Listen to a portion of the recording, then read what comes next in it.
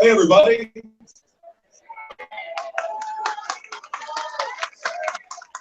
Welcome. We're going to start this off with a prayer and a pledge. And who's got the prayer ready? First of all, welcome everybody to Ramona. There's a lot of folks here from Ramona, a lot of from other places around town. So please leave some of your dollars and buy a few things while you're in town. We just really want to say we want to say appreciation to a couple of people here, Oren and the people here at the main stage for helping put this thing together so quickly. We really appreciate that. And of course, we want to thank our San Diego County Fire Authority and our sheriffs. If anybody has a problem and needs a sheriff or needs medical attention, please contact one of us or one of them directly. They're right outside and they're usually on the corners. Speaking of the fire authority, they want to make sure that we keep the aisles open. So what we're going to do today is we're going to have everybody. How many people here actually signed up for our card today to ask a question? The majority. Okay. We have them all in this big tub over there. We have them all in this tub, and what we're going to do is Mr. Hunter and myself are going to just pull randomly three. You'll be called to come up here and ask your question. The gentleman here, Dan Summers, is going to hold the mic for you. And we'll do three at a time and just keep going one after another, so you can be responsible for asking your own question. It won't be screened. We're just going to pull them right out of the bucket. Let's go ahead and get started here. I'd like to invite Bill Fink, the commander of the Sons of the American Legion, came from Julian today. He's going to be giving the prayer. Anybody else here from Julian? Right here.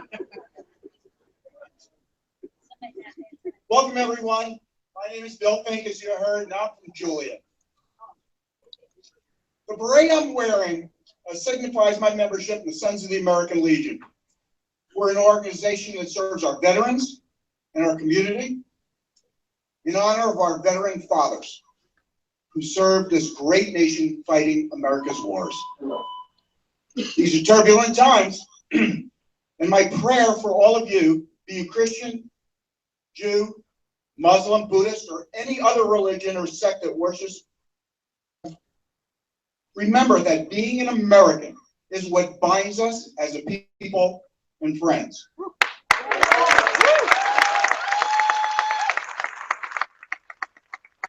Thomas Jefferson, an 18th century man whose words still stand the harsh light of the prism of the 21st century, said that I never considered a difference of opinion in politics, in religion, or in philosophy as a cause for withdrawing from a friend. Peace, strength, and wisdom be with you. Amen. Amen. One last one. Jefferson also said that in matters of style, swim with the current. In matters of principle, stand like a rock. Yes.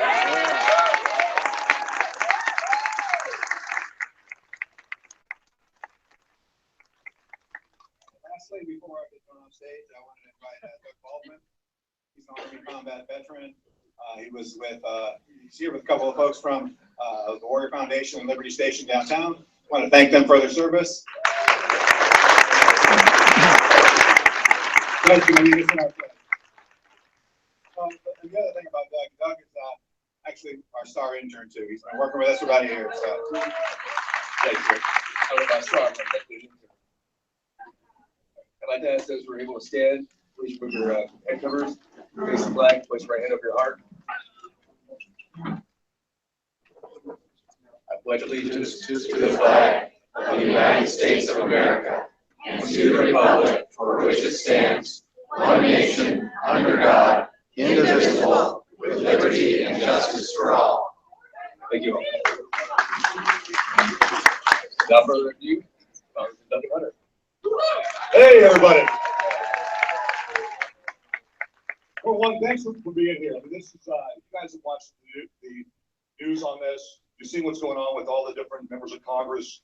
Ones that won't do town halls, ones that are doing multiple town halls.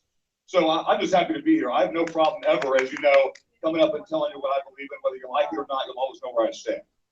And that's the simple truth with me. I try to be very straightforward, very honest, very blunt. Hopefully I'll be able to answer your questions very quickly with just a few words, and we can move on to get to as many things as you want to get to. Number one, I'm ecstatic to have President Donald Trump as president.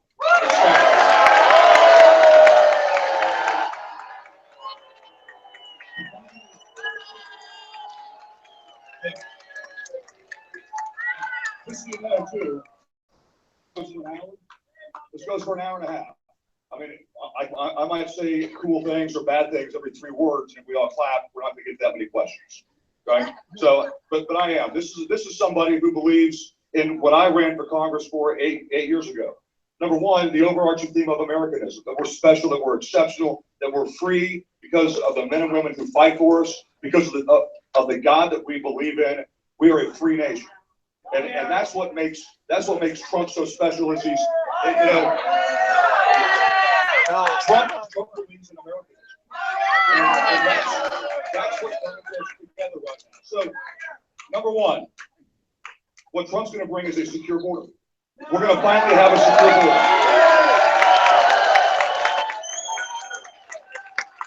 border. We're lucky here in San Diego because we already have a double border fence, right?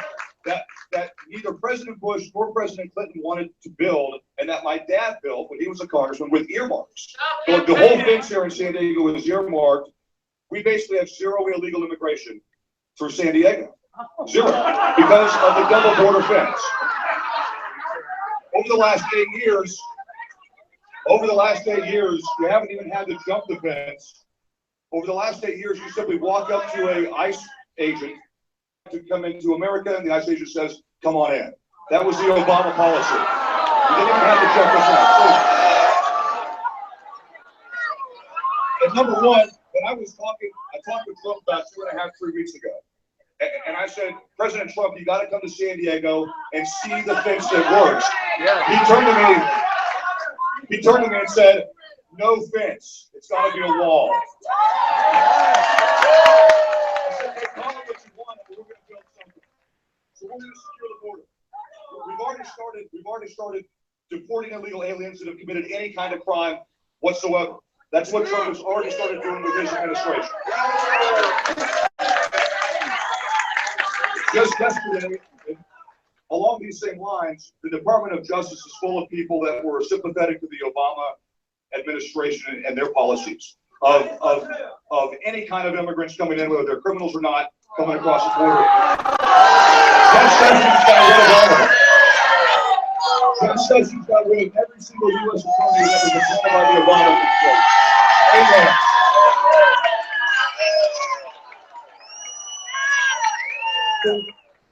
We're going to have a secure border.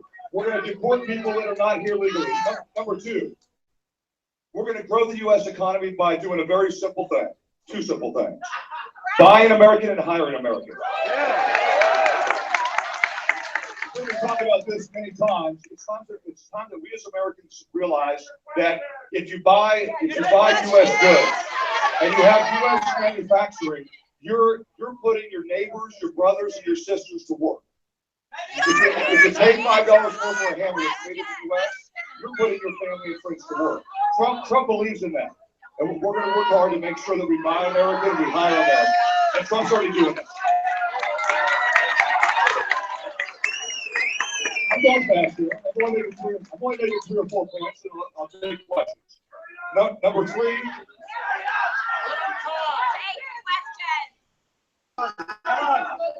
You know, my original plan was to play "We Are the Champions" by Queen whenever you guys start doing that.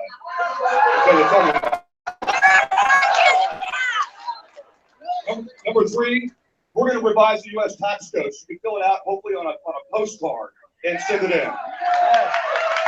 We have the highest corporate taxes in the world. We have high income tax. We're going to make America competitive again, so that companies come back to the U.S. and start hiring American people. And just Trump being elected has already changed this. Just Trump being in office has made companies come back to the U.S. and hire American workers. We're going to reform the tax code. And 2 last things. We're going to repeal Obamacare. Thank God.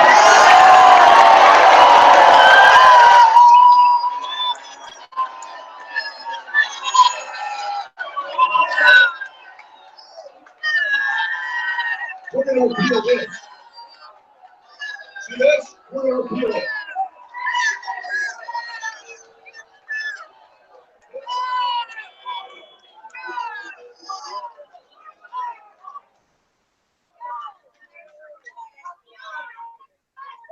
It's funny. We don't want the government telling us how our kids should be taught in school, the federal government. We don't want the federal government telling us what our kids should be taught in school, where they should go, what the school size should be. That's for us to decide. We're a free, individual, responsible people.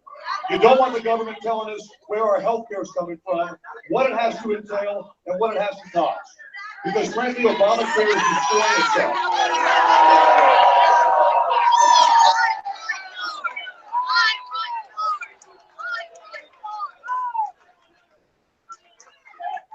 Everybody's healthcare costs have gone up. Everybody's. Whether you like Obamacare or not, it's gone up. People have lost their doctors after Obamacare. It is failing. If we let Obamacare go, we will have no healthcare system here left. So the key is to stay in this country and save healthcare by getting it back to the people and the doctors that need it. Lastly, Jackson County 7%.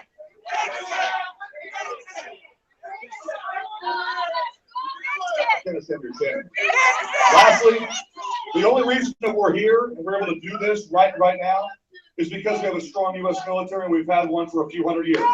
That's the only reason we're even in this room talking. Trying to build the military back up.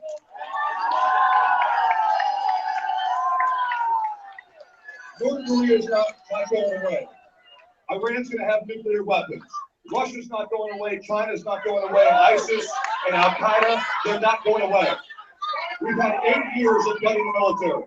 We've had 8 years of doing more and more and more with less and less and less, and it's breaking the military. We're going to make the military strong again. We're going to make the military great again, and we're going to make sure that we can have a democracy like this for decades to come. So I think I just made 5 points. That's all I make, 5 points, and the rest of us will be back and forth. Hopefully a nice conversational style with due respect on each side. I'm respecting you, and hopefully you would do the same for me. So with that, let's go.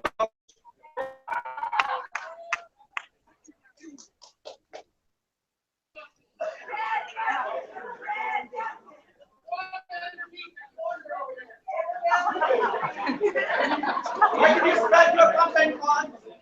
Military is already great. That's right. Military is already great. Earl Sequoia, come on up. Dale Timblin, come on up. Rosalind Morales, come on up, right here with me. Thank you.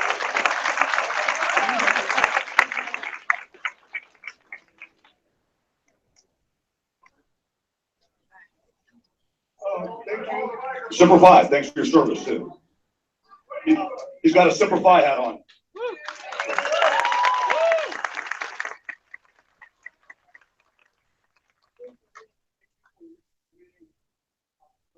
Sergeant Rafael throughout the Medal of Honor application. My question is there a way possible to make some kind of federal identification for veterans, especially those who look like us? Because I am documented, but I'm still afraid of being profiled. Is there a way that maybe the VA system already issues out an identification card? I know the state of California started, printing veterans, which were made or did 214 to the DMV when we get our driver's license reissued. Is there a way to do something like that? Because again, I'm afraid of being a brown man in this country, being stopped. I've been stopped before when I'm down in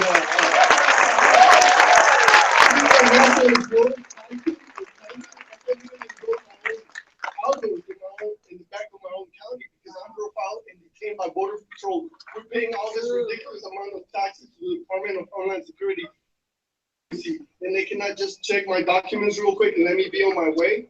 You know, why do I have to be stopped and be? So to answer your, thank you. So first thing, Rafael Peralta was from Mexico, joined the U.S. Marine Corps when he turned 18, was nominated for the Medal of Honor, went all the way up to the ranks and got stopped by the Pentagon bureaucracy.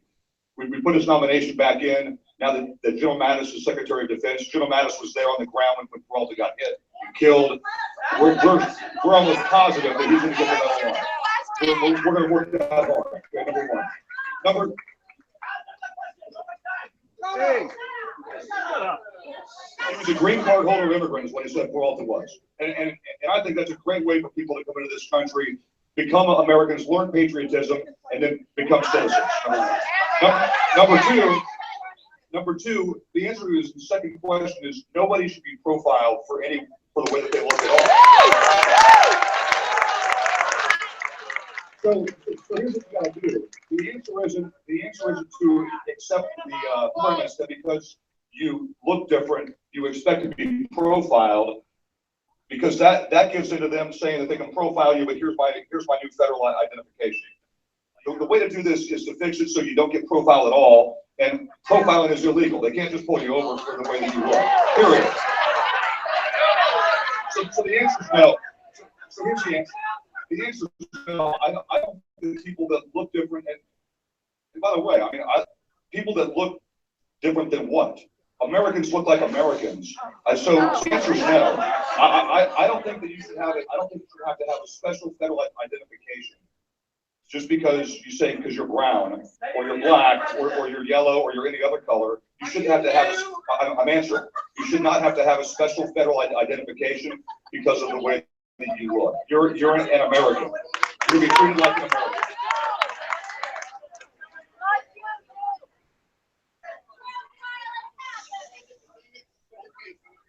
In-house domestic prescription drugs that have been brought over from the opium fields in Afghanistan. It's not like, we're legalizing marijuana for a new tax revenue to protect our economy after dictating drug policy to South Latin America for 30 years and so many people dying as collateral damage. Why can't we just address the facts for what they are? The drug epidemic is domestic. Is homegrown opium prescription. Yes.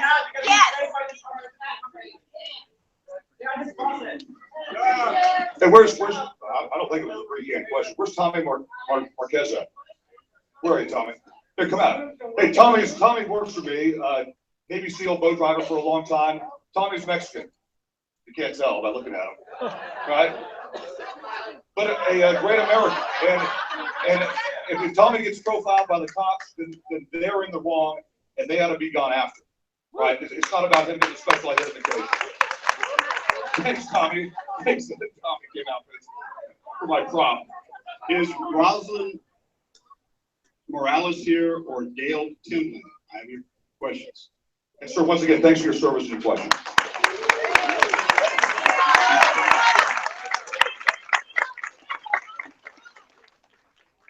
Ann Edgerton. Ann Edgerton here.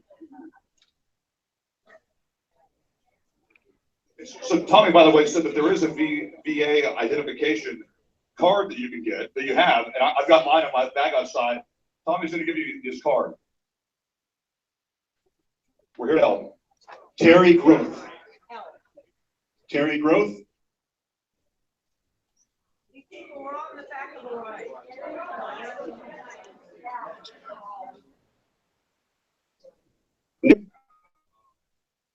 Nicholas Klein.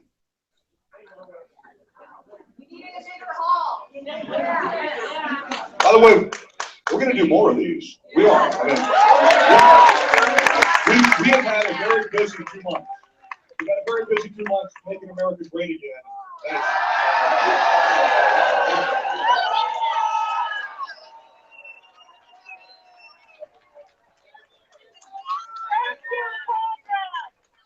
How about Michelle Shine? Michelle Shine?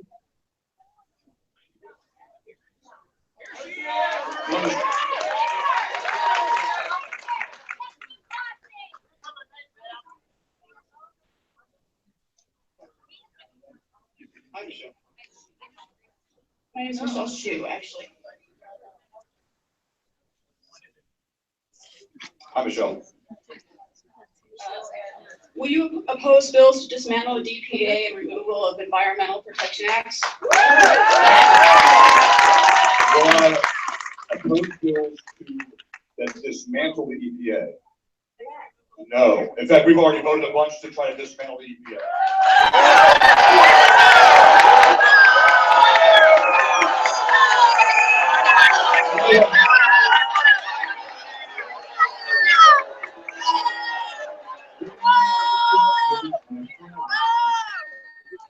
Let me ask you guys. What you guys asked is that I answer the question. I just answered her in one sentence with a yes or no answer. Yeah, we don't Okay, like you it. might not like the answer. It doesn't mean you have to do every time. Here's what the EPA has done. They destroyed American business.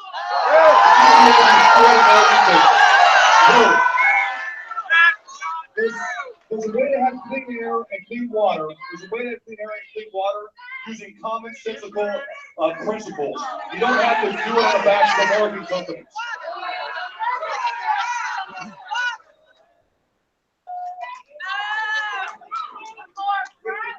In fact, the most recent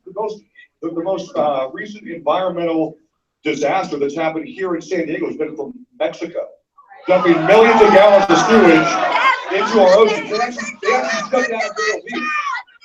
They actually shut down Imperial Beach. If that was a U.S. company, they'd be fined $10,000 a day. But because it's Mexico, no one seems to care about it.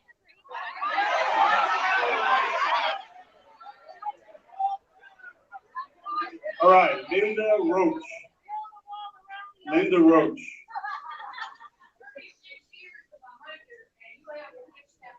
Joyce Finley. Joyce It's Finley. hard to build a fence out into the water. No Joyce Finley. David Richardson. David Richardson. No. Here's somebody.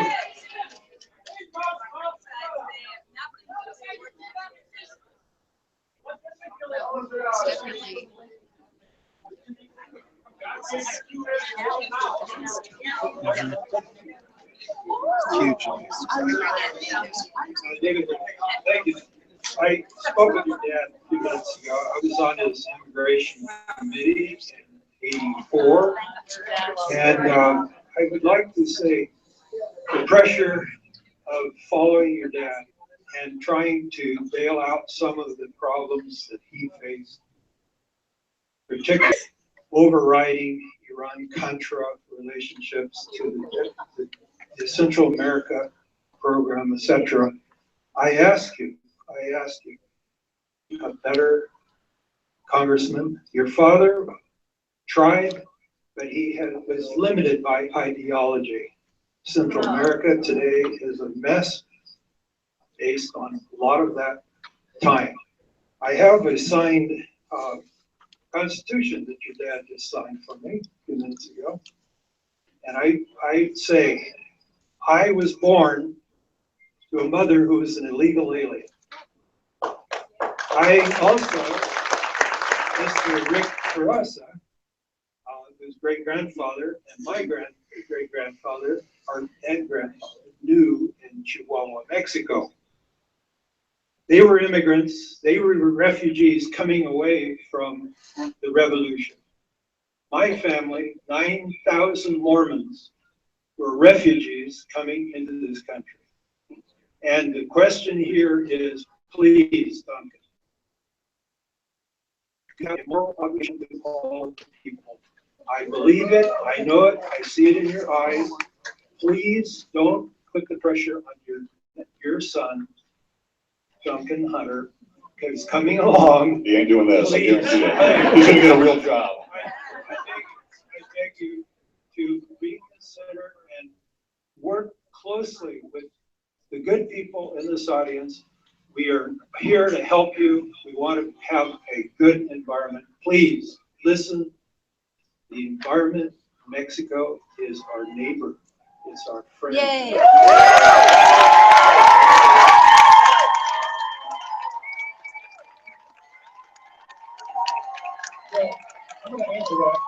that, even though there wasn't really a question, I'm going to respond to his statement. Number one is we should all be happy for one thing right now. What President Trump is doing, and I know people have a knee-jerk reaction. I say President Trump is rude, but here's what he's doing. This is for all of us. For the first time ever, we're going to put Americans first, just for a little bit. Give it 4 years.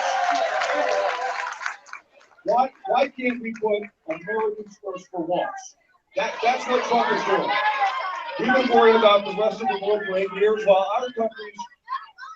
while our country's infrastructure has gone down, while our healthcare has gotten worse and more expensive, while education's gotten worse and more expensive. Let's put ourselves first for a change. Number two, we have tried to help Mexico now for decades. And by the way, the border security issue is not just a Mexican issue.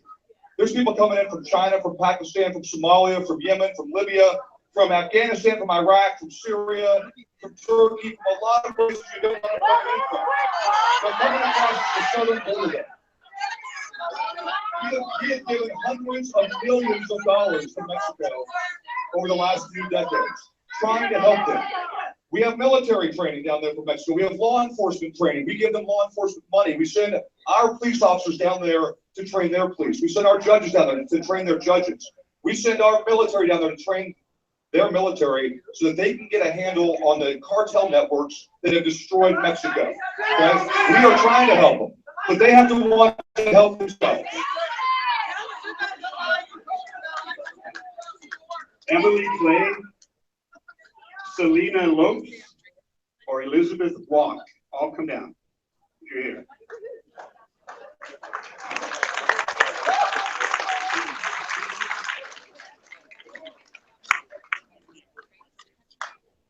I'm going to sit if you guys don't mind. Do you mind if I sit?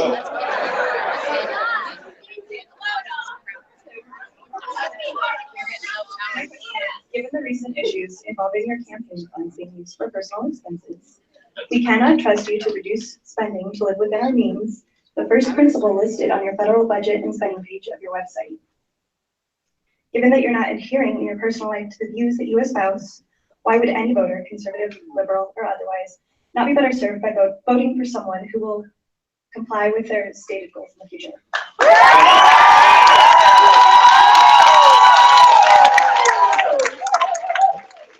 So here's what happened.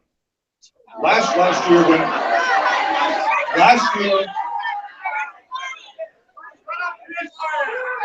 year I found out that there were mistaken charges on my campaign, and I found out from the report that we've come out with every year. As soon as I saw those, I went through that. I paid back immediately $12,000, then did an internal audit on my own campaign finance. Did an internal audit. We then paid back another $50,000, and that includes everything. We paid back about 130% of what my own internal audit came out with. I did that prior to the election. I announced it prior to the election. We've been open about this whole thing. These were mistakes that were made by my campaign that I paid back immediately. Put it this way, I'm going to be the only congressman that over the last 2 years has not taken any mileage reimbursement. So here's an example for it. Literally the only congressman in Congress with no mileage reimbursement for miles that anybody that drives for business gets, right? Because here's the reason why. I would charge my mileage on my card instead of charging it on my personal credit card. I would do it on my campaign card when I was going to campaign events, okay? Instead of doing it on my personal card and getting a receipt and sending that in, I would just do it on my campaign card, right? No, it's not $100,000. Anyway, but no, I'll tell you what too, we have a shoestring operation. I'm not like most congressmen, giant big campaign offices with lots of people in it. That's not how we operate. What I am is a representative to you, and the campaign finance stuff, I was not watching it closely. I have fixed it now. I have fixed it now. It's all straightened out. I paid it back. I announced it prior to the election. And I'm not going to make excuses for it, because when I make an explanation, when I start explaining it, it sounds like excuses. The buck stops here. It was my responsibility. It was my responsibility for the campaign. It was my responsibility for my family, for the charges that my kid made. That's on me. And I take responsibility for it. I fixed it. And as far as I'm concerned, end of story. Thank you.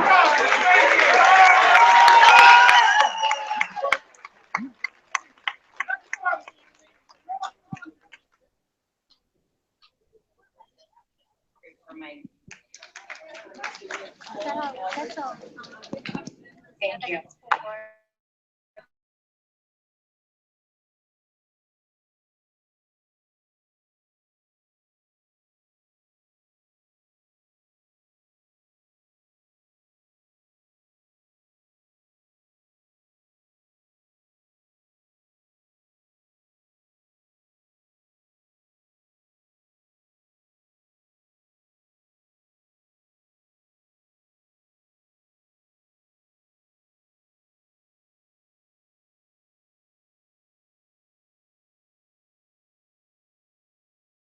Pages, or still 122 pages.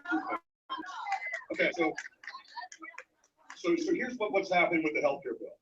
And if you've really paid attention to the news, you'll kind of get this, but it's really in the weeds, unfortunately. Anything that, I'm in the House of Representatives, right? Anything that we pass to the Senate has to get 60 votes, 60 votes. We have 52 Republican senators right now. Okay, is that right? 52, 53? Yeah, something like 53. The point is, there's no way we can pass a bill to repeal or to replace totally through a process called reconciliation. Reconciliation is what we have to use with the Senate, because you only need 51 votes to do reconciliation. You have to do things that have a direct budget consequence. So you look at something, line A costs this much money, you can affect that through reconciliation. What you can't affect through reconciliation are things like this. Obamacare says you have to have 10 different things and insurance has to cover. That's one reason our insurance all went up, right? You have to have 10 things. None of those 10 things, we can find a per line item budget cost to it, so we can't repeal those through reconciliation. So the answer is there is no full repeal possible through reconciliation. So the answer, my first answer is I would like a full 100%.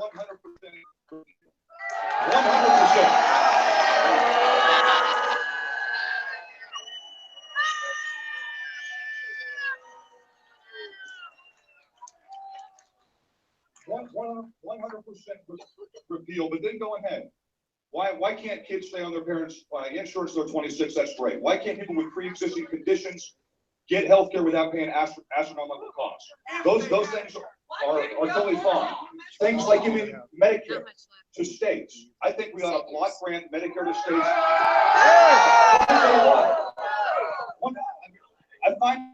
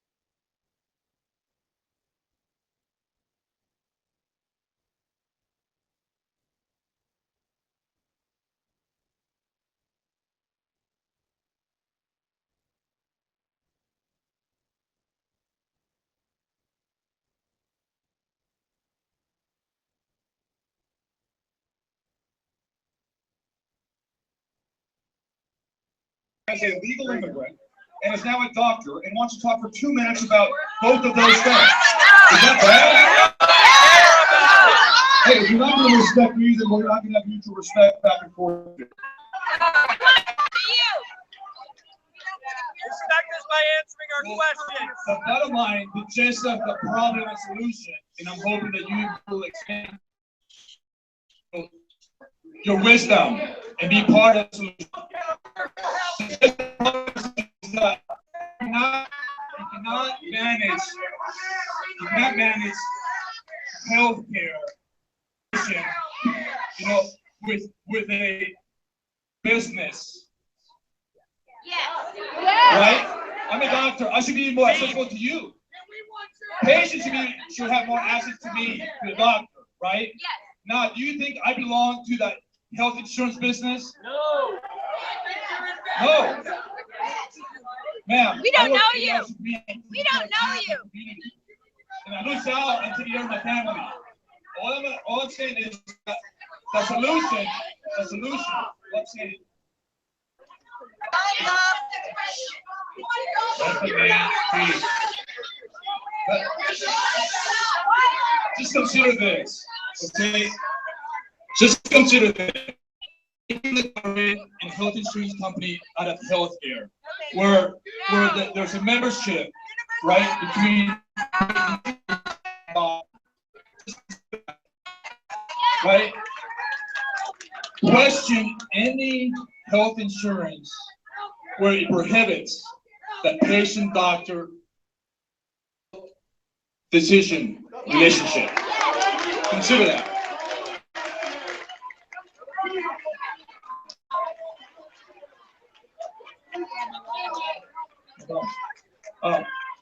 Dr. Beltmeyer, I'm here to help you. I represent you.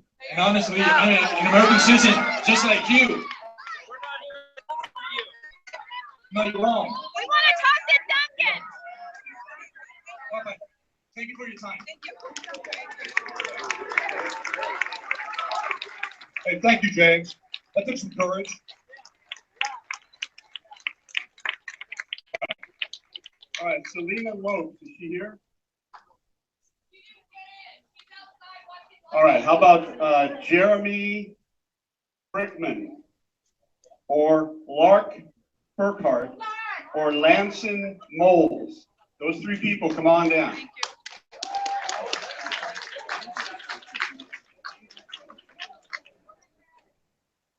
No. Lanson Moles? Okay. And we have a lot of questions for people that are in here, so let's just keep going. I mean, there's people here with the whole.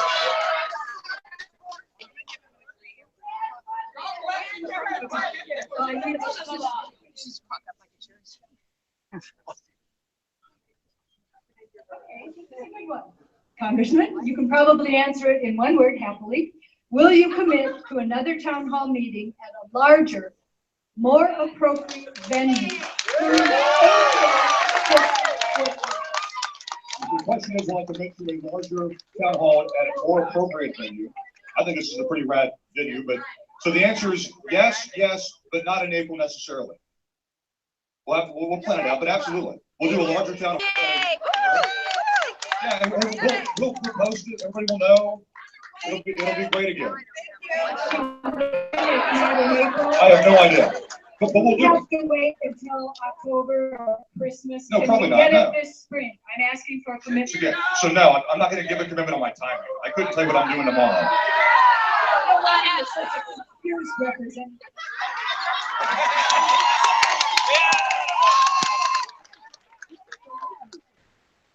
We'll be doing this again. I hope to see a lot of you there. Congressman, I'm Lanson Moles. How will you assure access to health care for citizens too poor to benefit from tax credits and after Medicaid expansion expires in 2 years?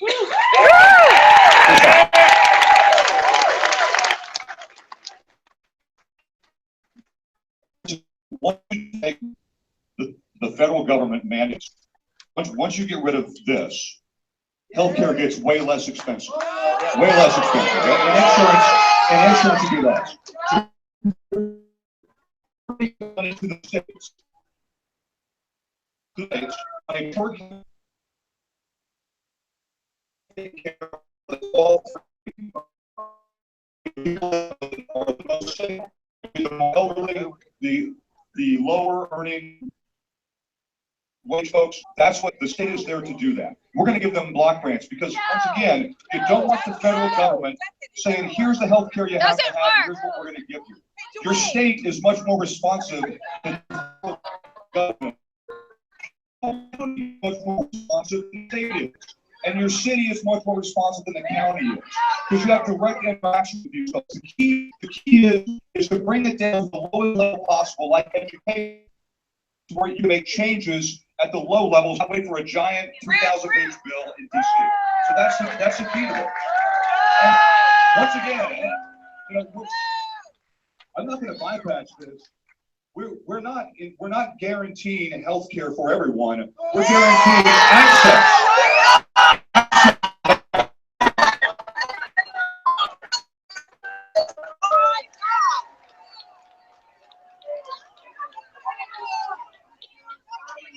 Jeremy Brockman.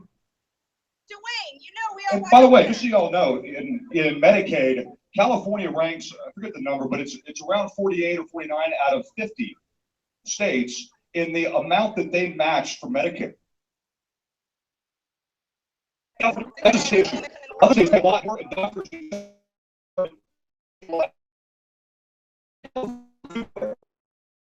that's a state up and say, hey, we're going to match more. That's a state issue.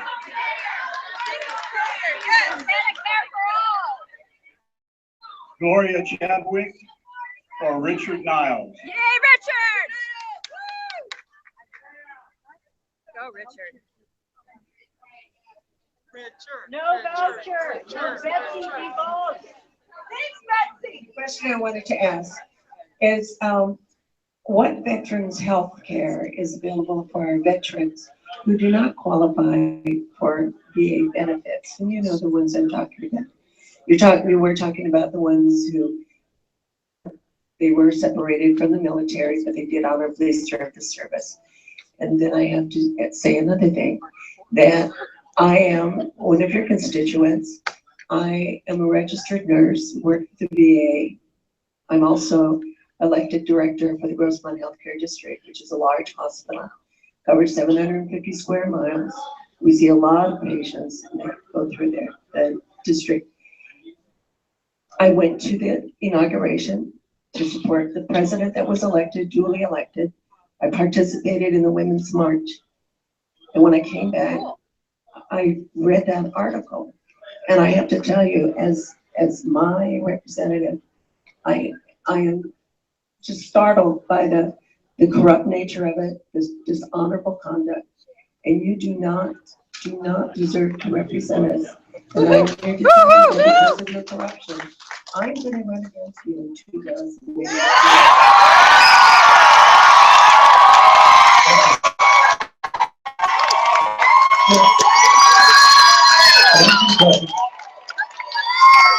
Number one, anybody that has a service-connected disability will, number one, get a VA, and number two is guaranteed to get health care from the VA if they have a service-connected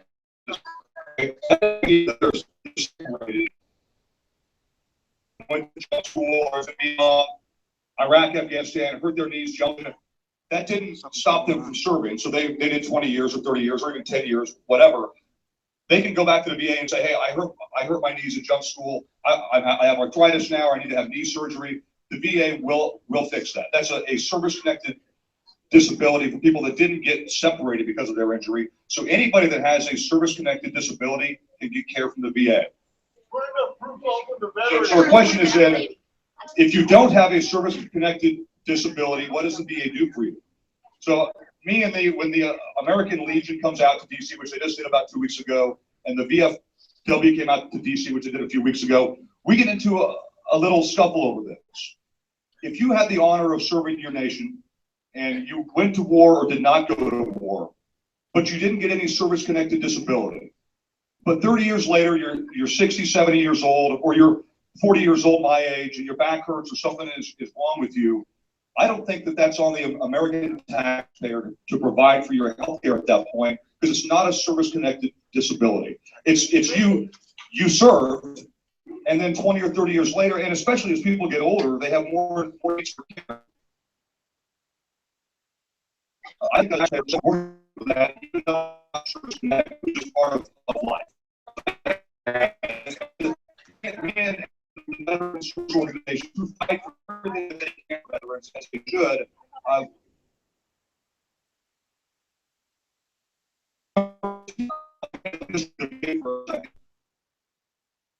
I've just made it on Trump's point in the VA. When Trump in the VA basically hires somebody with it. Here's how you fix the VA. You get rid of it as it exists today. You get rid of it. And here's what you do.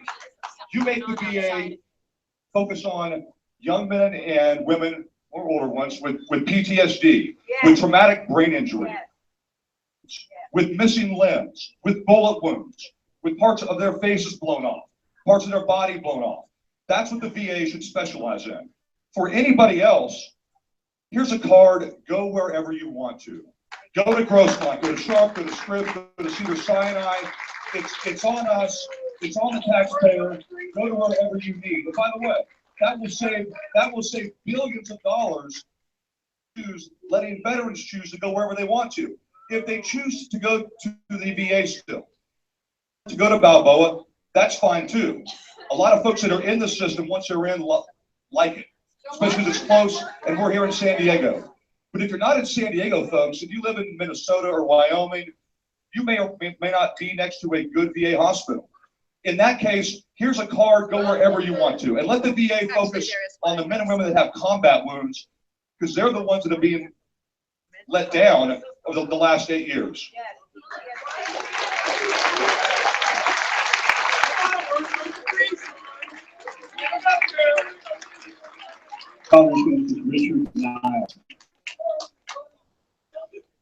I'd like to first thank you for doing this event today, and thank you for your service.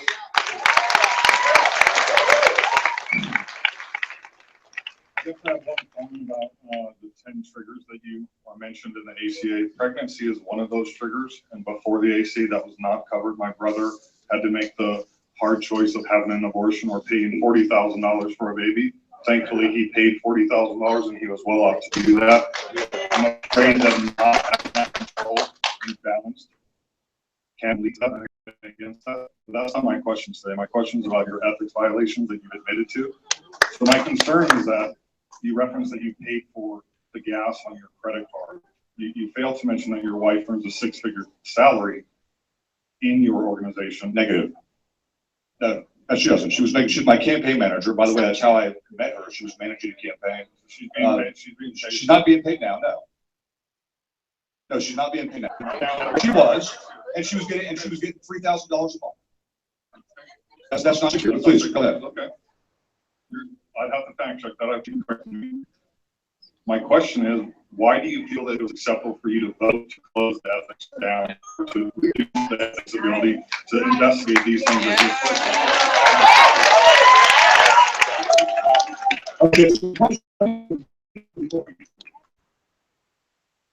It's simple people for the Republican Congress that won, and Democrats do the same thing. This group called the OCE, its Office of Congressional Ethics. It's pretty much number one, it was created by Nancy Pelosi. That should tell you all you need to know.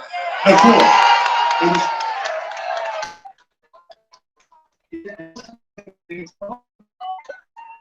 Number two, it is a fairly liberal group that puts things way out of perspective.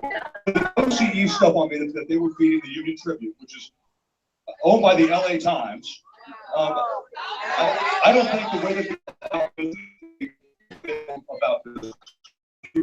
We have a congressional ethics committee made up of Democrats and Republicans. In Congress, committee called the Ethics Committee, made up of Democrats and Republicans, staff You have a Nancy Pelosi group be able to air grievances on just one side without it having looked at objectively by the guys that are actually elected to do this in Congress. That's why. And this was not. It was the head, the chairman of the Judiciary Committee, Bob Goodlatte, brought this up, and he chairs the Judiciary Committee. He's the one that brought this up, and Paul Ryan said, "Yeah, there's a problem. Let's work this out. Give us 4 months to fix this, so you don't have the Nancy Pelosi group throwing people on the bus."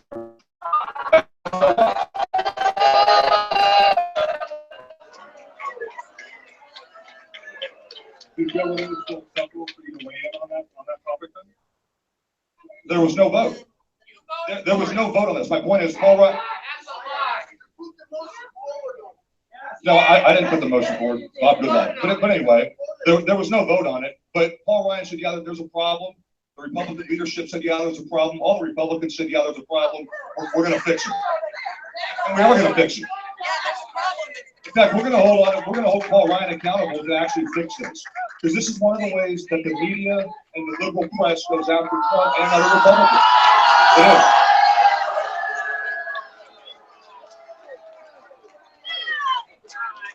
You guys are right. Yeah, the media is perfect.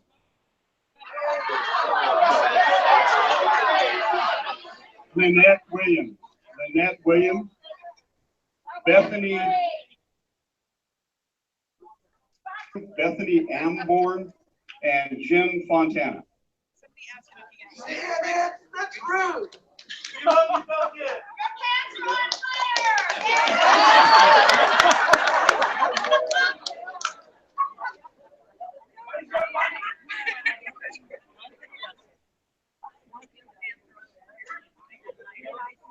Yeah. Joy, a year and a half. Hi. I'm one of the petitioners. I live in El Cajon. Okay, closer. As we find out more about the new healthcare, the details are coming out that it is less affordable and way less accessible. There's a lot of people that are going to lose their healthcare. So I just want to know how you're going to support your constituents who are dramatically affected by this. Then they're often the most vulnerable. So specifically, I'd like you to speak to the age-based the way that the ACA is structured now, and how you plan to address that when your constituents will be affected. Everyone up here responds.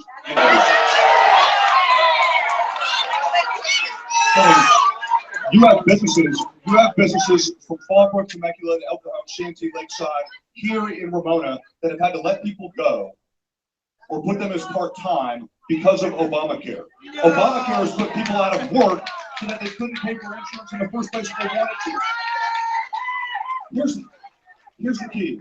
Grow the economy, put more money into your pockets, and make competition, make health insurance like everything else in this country, where the accessibility goes up, the quality goes up, and you're able to pay for it because you have a job, because Donald Trump fixed this economy. That's what we're doing.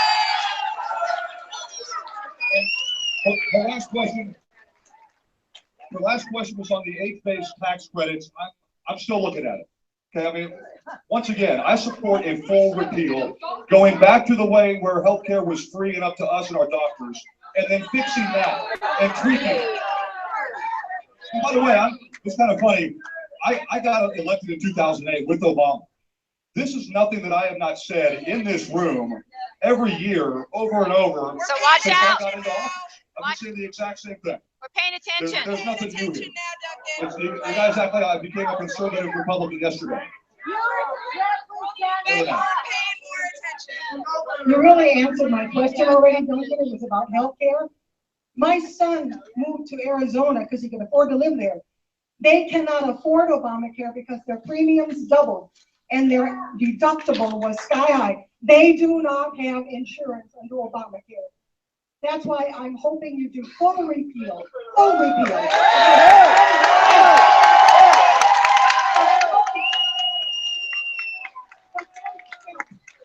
Our Obamacare is socialized medicine like in Canada, the Canadian come to America.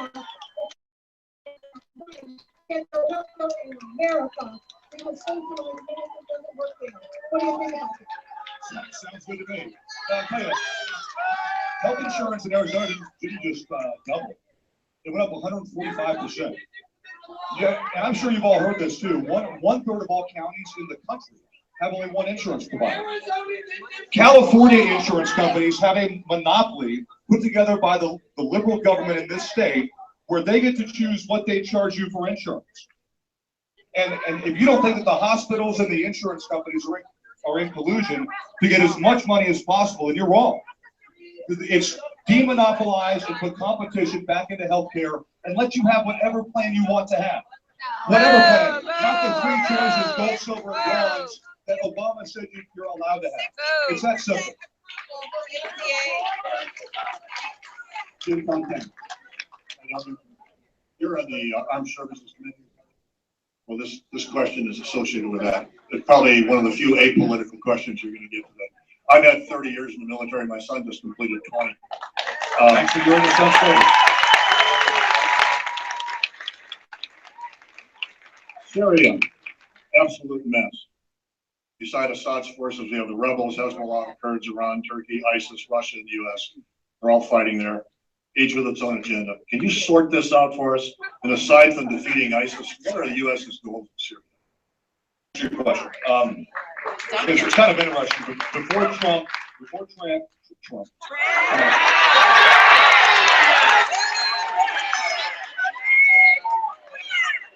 talk it up and you misspeak at least once. That's enough. Before Trump won, he was talking about how he wanted to work with Russia against radical Islamists. Okay.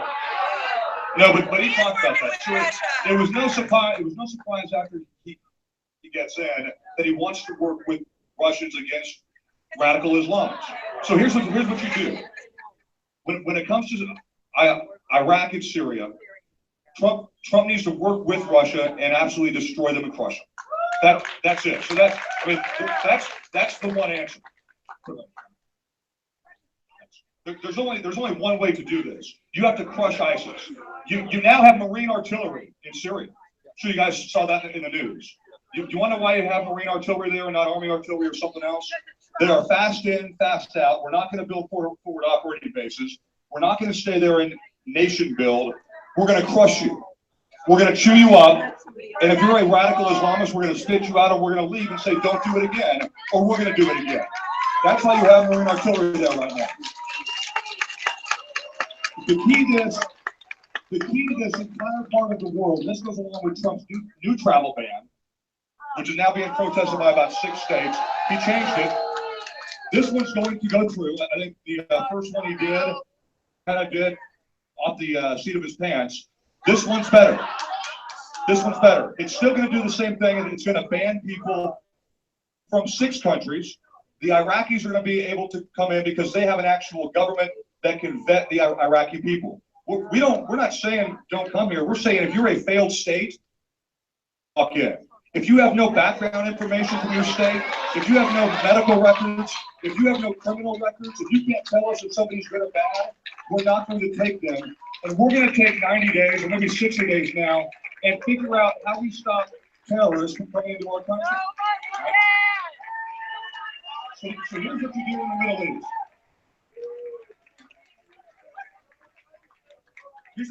Here's what I think that you do. Here's what I think you do in the Middle East. And I actually have a thing called the Hunter Doctrine, if you want to look at this. And I think Trump copied it. It's called you kick ass and you leave. Really. Because I went to war. And by the way, when I got up here, I didn't introduce myself. I did 3 tours, Iraq in 03, Iraq in 04, Afghanistan in 07. No, I'm not. I just didn't go through the introduction thing of myself when I got up here. I have been there. I have now seen how you can't help people that don't want to help themselves. How you can't help people that don't share the same, and I'm going to say Christian values, Judeo-Christian values that we have in this country.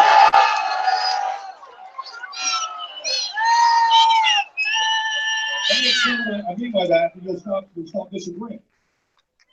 At its very base, the values that we share as Americans is the value of life. Life matters, right? Life matters. No matter where you're from, no matter what color you are, life matters. Radical Islamists do not believe that life matters. They will kill themselves. They will kill their women. They will blow themselves up. They will have their kids go in with bombs strapped on them and blow themselves up. They do not respect or value life. You cannot help people and say, hey, be like America, when they don't even understand the very basic premise of valuing human life. So here's what we do. If you want to be a terrorist country, if you want to try to send foreign fighters here or to our allies, we're going to find you and we're going to kill you. And we're going to put you in Guantanamo. If you want to be friends with us, if you want to be friends with the United States, man, we will bend over backwards to figure out how to put jobs over there, how to work with you, to have people come over here. We will work with you if you share the values that we share. But why let, number one, we're not going to let people into our country anymore that don't share the basic premise of life matters. Number one. Number two, I have seen firsthand the only way to stop radical Islam is not to build them mosques, it's not to build them schools, it's not to build them dams that they don't appreciate anyway. You have to get rid of the bad guys. That's the way to do it. That's what Trump's going to do.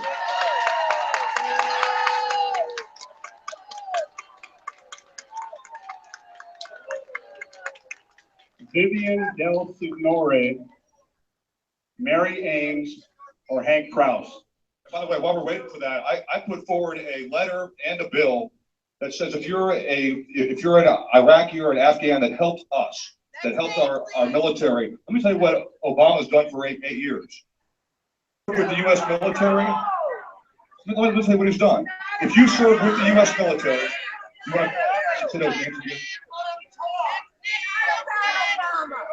Back and forth here, right? Okay, so here's what's happened for 8 years. The men and women that have helped us as translators and that show our guys on the ground how the culture works and where to go and where the bad guys are, Obama put them in the back of the line for immigration. No, truly. I'm telling you, that's how it's worked. Syrian refugees who are not vetted have come over before Iraqis that served in the U.S. Army basically for years. I'm just telling you how it is. You're doing Obama right now. That's okay. You want to do Obama. So here's the last point. Put in the men and women that served with us, that were on the front lines with us, helping us, putting them in the front of the line, saying you've already proven yourselves. Their families are under threat by radical Islamists every day. They're under threat by radical Islamists. Put those men and women up front because they've earned it.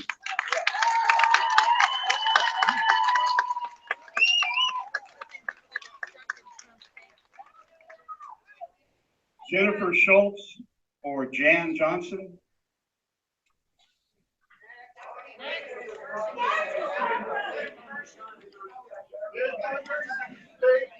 Gary Jones. Gary Jones.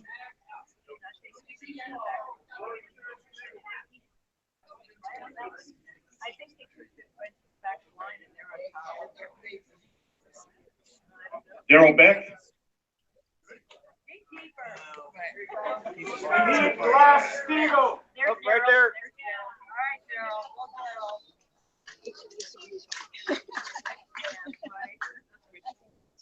Oh, yeah, for sure.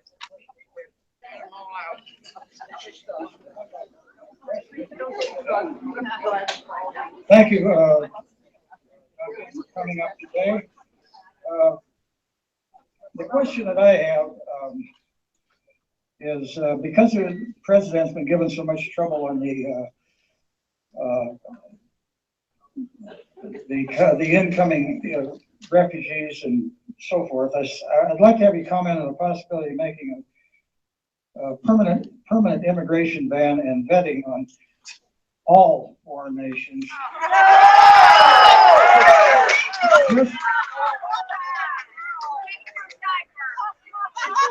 Just as many as our ancestors, many of our ancestors were required to do so at Ellis Island. As you know, the people that came into Ellis Island had to be vetted, sent to hospitals if they were sick, sent back to their countries if they were ill. So I'd like to see if there's a possibility maybe just making a blanket.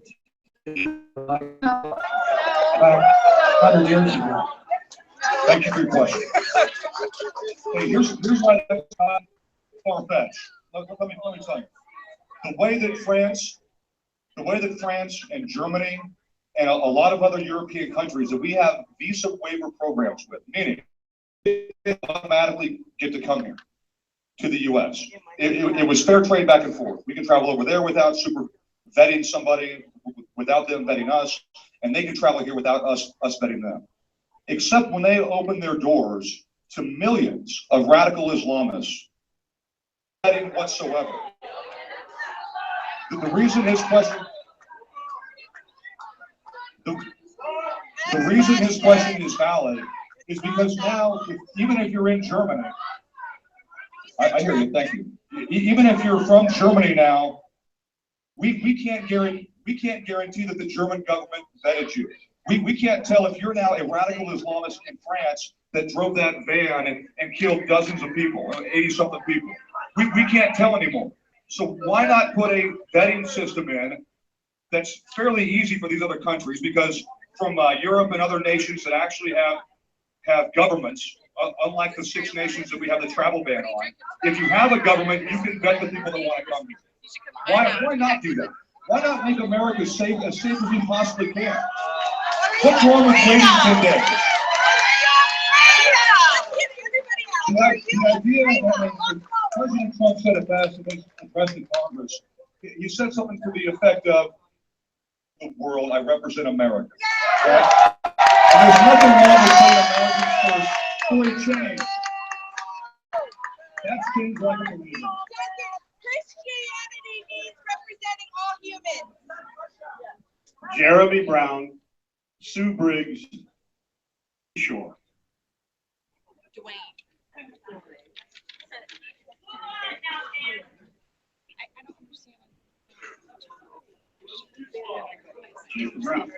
Let's get back to Statue of Liberty. Glenn Ginser, Glenn Ginser. Glenn? France calls, they want their statue back. Janice Shatman. What about Janice HR Shatman. 610? School voucher. Don Ramey, Donald Ramey.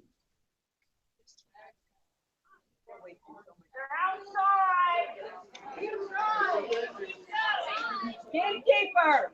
HR 610. What's your stamp? Michelle McCaffrey.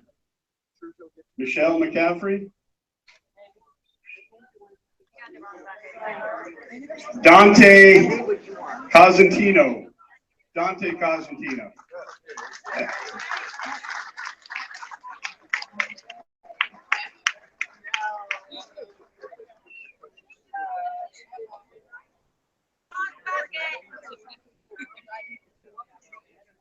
This must have turned on. This must have turned on the power. Dante. Now it's power. How much? Oh, yeah. First of all, okay, I've been a resident here for 41 years. Obviously, you're one of your constituents. But anyway, I want to ask you about healthcare. You mentioned that we have access under this bill, access to healthcare. The question is, what about guaranteed health? We have access. I may have access to, let's say, first class seat on the airplane, but if I can't afford it, it doesn't make any difference, right?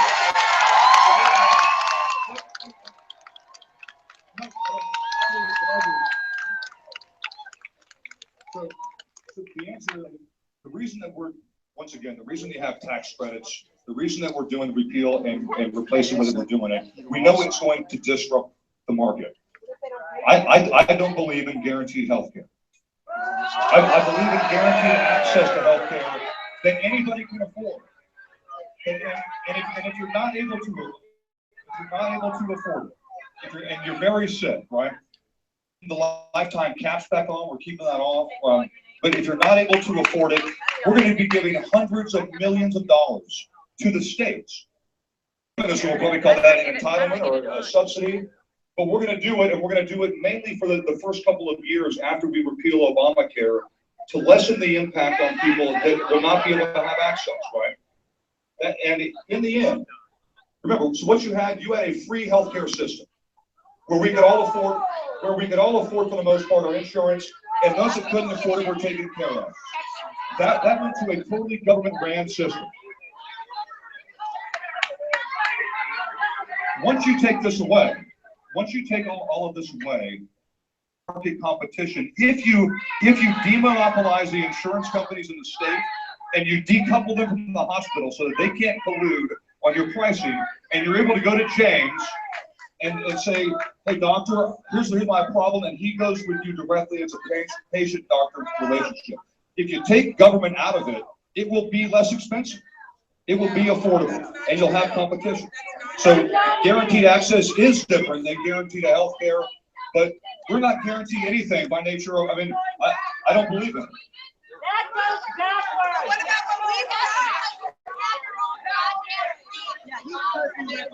about what we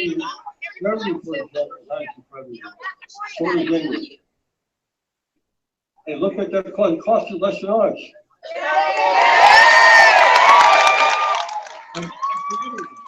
The healthcare in France and other countries that have prepared for it is not good. If you guys want to wait 2 years to get a discussion or something, if it's government run. My job, overarchingly, and there's very few exceptions except for national security and border security, is to get the federal government out of our lives. That's the government I'm in office. Okay, we haven't talked about the Second Amendment. I can guarantee you, those of you that care about the Second Amendment here, your rights will be completely and totally protected for 4 years, and they have been for the last 6 years. Republicans in Congress have not done anything to prohibit or take away or lessen the Second Amendment, even though the administration tried to do it.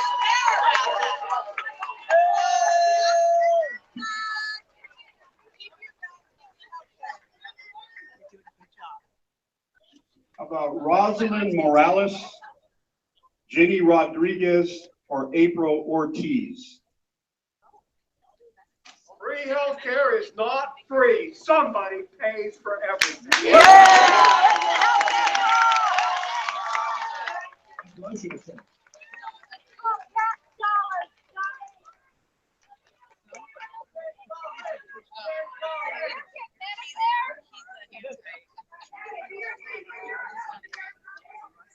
This is April. By the way, people are asking, I'll answer. I got put on Obamacare immediately in December of the year it passed, out of DC, as did my San Diego office. So we're actually not even under covered California. We're in one of the smallest, worst Obamacare networks in the country. My premiums were thousands of dollars. So it's like my deductible was $5,000. My premiums were $1,000 a month. Mine doubled. My healthcare doubled. We had Blue Cross Blue Shield. I have 3 kids, 10, 13, and 16. My healthcare was expensive, but it doubled. And by the way, I've been in Obamacare since 2010.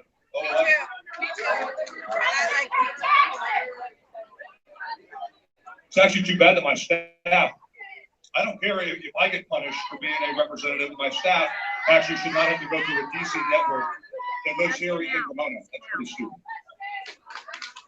Okay, my name is April Ortiz. I'm a constituent. I live in Escondido. My name is April Ortiz. I'm one of your constituents. I live in Escondido. Thank you.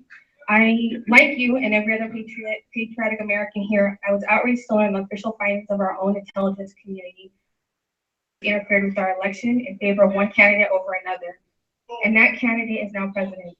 Will you vote for an independent investigation to root out all aspects of their interference, wherever it may be?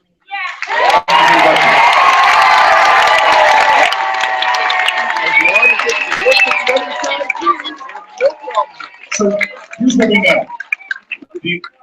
The Russians hacked the Democrat National Committee server and added a bunch of emails to Hillary Clinton and her campaign manager. Okay? They didn't hack the voting booths. They didn't come in with a gun to anybody's head and say you have to vote this way. There are 4 congressional investigations going on right now into the Russians. Okay? if one comes to the Armed Services Committee, because we might take our own hack at it on the military side of things, and I'm asked to be involved in that, absolutely. We ought to investigate because the Russians haven't, this is not an issue. I don't think that they affected the election, but here's what they do.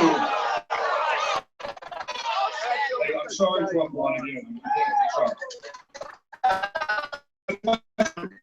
The Russians do us all the time. The Russians hack U.S. government, hack U.S. military. They hack all the guys that make our stuff, Boeing, Grumman, NASCO, that all the companies that do defense stuff, the Russians do hack.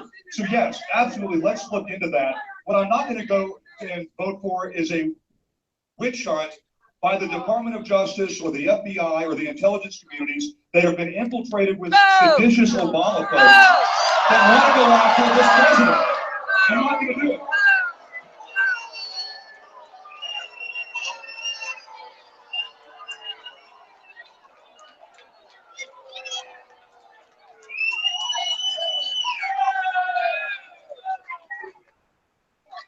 You guys have heard this. You guys have heard the term deep state. You guys have heard the term deep state. You have tens of thousands of Obama, not tens of thousands of Obama appointees, thousands of Obama appointees, and people that worked under that administration who hate Donald Trump as much as you do. They're trying to take him down from the inside. There is right now, in my view,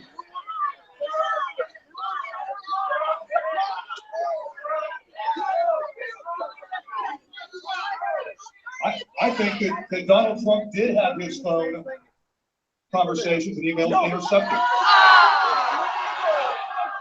And those of you that believe in democracy and free elections, to tell me that a sitting president whose party is running for the presidency can wiretap and intercept another candidate's phone?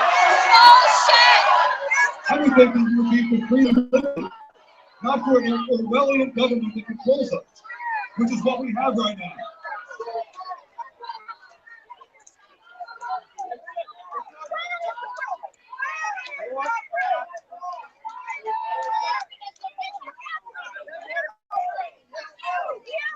All right, listen up. Victoria Wright, Sinclair, or David Finlay? Obama did not wiretap the phone. Hey, so here's what's pretty funny. Trump used the term, really quick, Trump used the term wiretap. When Trump tweeted out wiretap, well, guess what? We haven't wiretapped since we've had cell phones. So the intelligence community and the FBI and the DOJ could actually say, tap Trump's phone. Here's what they call it. No, I'm being serious. Here's what they call it now. They call it intercepted. If Trump would have tweeted out, my phone calls and my information has been intercepted, they would not be able to deny it. Remember, these are all lawyers. Are you telling me you guys love lawyers too?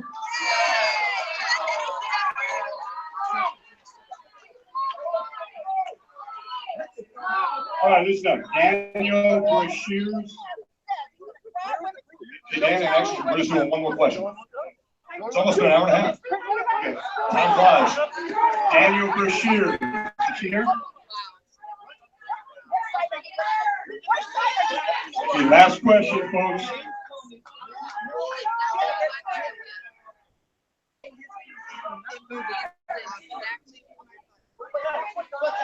You can't say, the President of the United States cannot say something like that. All right. With not backing it up.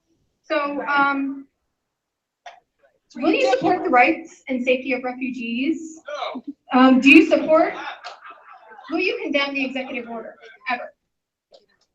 So the answer to the first question is if the president already let you in as a refugee, we need to do everything we can to vet the people that are already here. Let me change that. Extreme vet the people that are already here.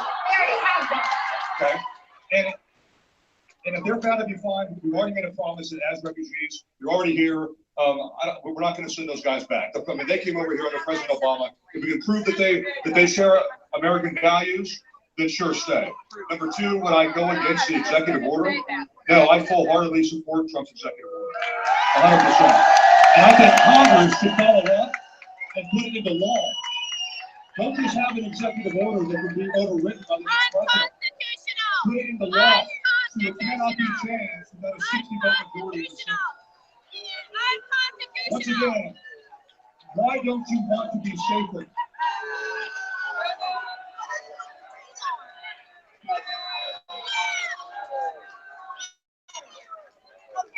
So, will you condemn the bomb threats against Jewish American community centers? Yeah, I condemn a few things. I condemn the bomb threats against any organization or church or religious or anybody here in the U.S. I condemn the death threats against me too. I condemn the death threats against everybody. And will you also condemn the by Breitbart News and also Steve Bannon? No. For encouraging anti-Semitic ideas and I don't think Steve Bannon for encouraging genocidal ideas so rampant in the news. I don't think he expresses genocidal ideas either. And see where you stand. No Thank you. video, keep it down. Lastly, we're gonna close I don't know how to do now. it. Next time we'll do it much bigger. We got thousands and thousands of people, man. I don't know if you can tell this. I enjoy this. I know you're yelling at me, but I'm telling you what I'm thinking.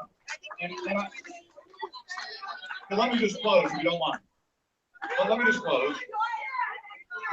What makes this great is that we're